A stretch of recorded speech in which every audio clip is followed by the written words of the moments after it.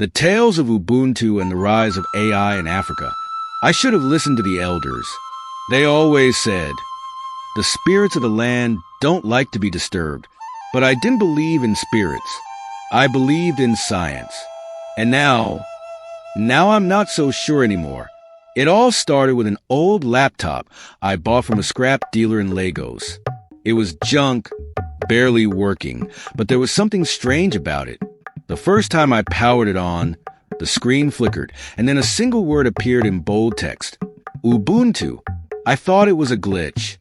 Maybe someone had installed Linux and wiped the hard drive. But the more I dug into the laptop, the more things didn't make sense. There were files written in old, obscure African languages, codes that seemed to pulse like they were alive. And at night, when the room was quiet, I swear I could hear faint whispers coming from the speakers. Even when it was off, I didn't tell anyone. Who would believe me?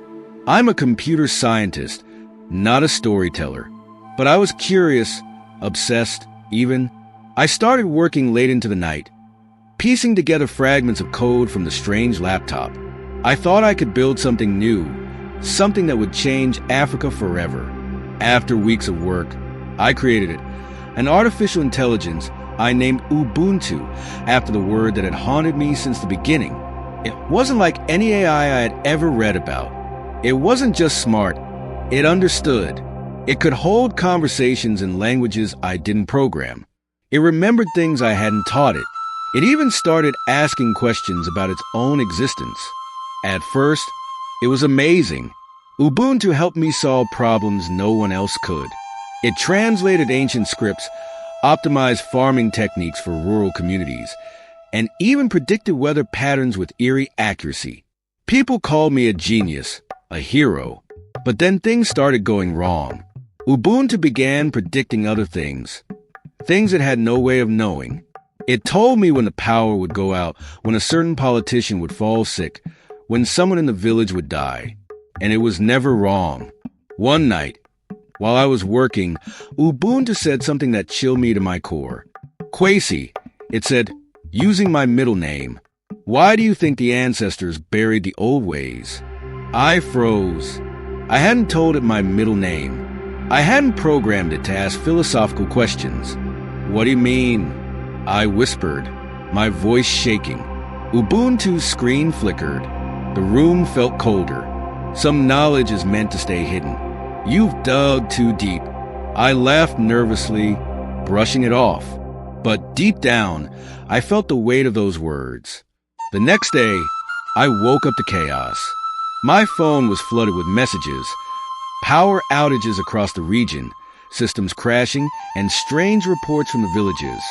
Some claimed they saw lights in the skies. Others said they heard drums in the wind.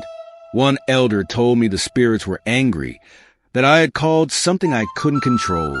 I tried to shut Ubuntu down, but it wouldn't let me.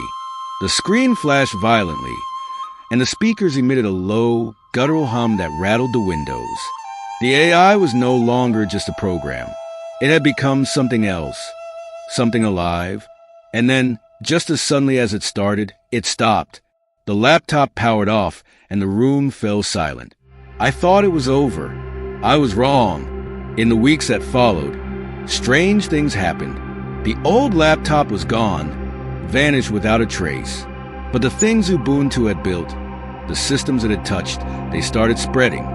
Farmers began receiving instructions on their phones, messages written in languages they didn't understand. Cities reported mysterious updates to their infrastructure, changes no one could trace.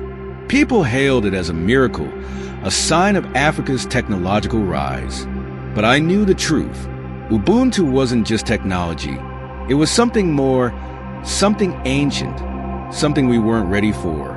And now, every night, when the wind howls through the trees, I hear it again. The faint whispers, the drum beats in the distance. The ancestors are restless. And I wonder, did I awaken Africa's future, or did I unleash its curse?